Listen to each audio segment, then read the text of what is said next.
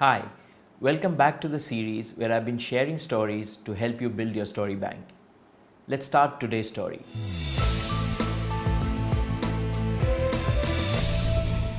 The year is 1990. Jerry Sternin and his wife Monique and their little 10-year-old son Sam have just landed at Hanoi Airport. The Sternins have been sent by the Save the Children organization at the behest of the Vietnam government to help with a huge issue of child malnutrition. After the first night stay at the government guest house, the next morning the couple go to meet the Foreign Affairs Minister. The minister tells them, listen, we do have a huge problem, but not all my colleagues are very happy to have an American here. So you have just 6 months to not only find the issue, reverse the problem, and make it a sustainable solution. Now, Jerry knew that conventional wisdom would say that the problem with malnourishment was because of an intertwined issue of 3 things, which is poor sanitation, no clean drinking water, and poverty. Now, with just one couple and a few staff, there is no way he would be able to save these people from either poverty or change the entire sanitation system or even, bring in clean water. So what Jerry Sternin interestingly had said in an interview that these are TBUs or true but useless information. So they decided to hit the ground.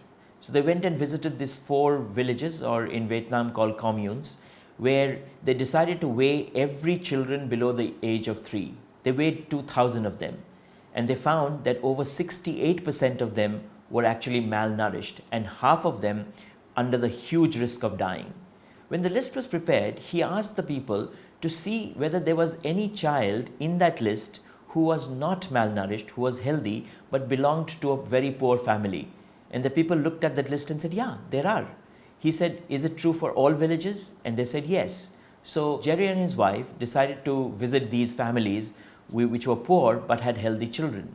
Initially, of course, the families were shy about saying what they do differently, but finally they opened up.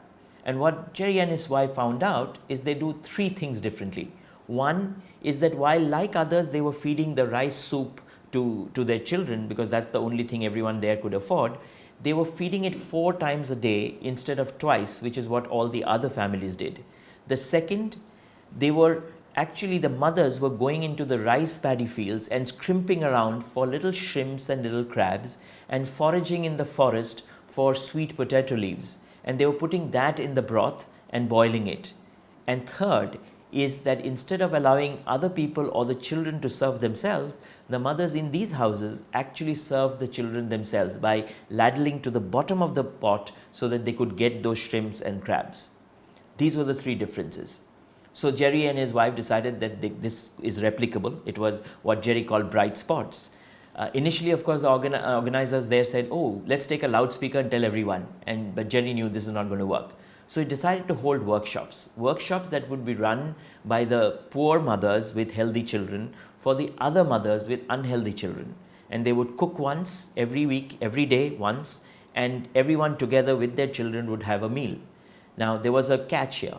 The mothers that would come to attend would have to go to the rice paddies, scrounge around and forage for little shrimps and crabs, and go to the forests and get some sweet potato leaves and come with that. That was the entry for the workshop. And then they cooked together and then they ate 1 extra meal. Within 12 days, there was a perceptible change in all those child and they started becoming slowly and slowly healthy. Within 3 months, 40% of children were moved from the malnourished list to the nourished list. Then slowly they decided to expand this to other villages, and again Jerry said, no, don't replicate and go and tell them to do shrimps and potato leaves, etc. Find out what other healthy practices do poor families with healthy children have. In some villages it was peanuts or dried fish, and that's what was then replicated. Really what they were trying to do is to find pockets of brilliance or bright spots within the environment, within the organization, if you like, and bring it to everywhere else. This was extremely successful. It was rolled out across Vietnam and over 1 million children over the next few years benefited. Post that, across 40 countries have adopted this process of looking at intractable problems. What a lovely story. Where can you use this story? This story is a brilliant example of not having to invent the wheel. An example where success is not always about getting experts from outside. There are sometimes people within the organization, within the same environment, who have found the right solution. It is about spotting them and replicating them. Let me know if you can think of where other places that you can use the story. And thanks for watching, and Merry Christmas.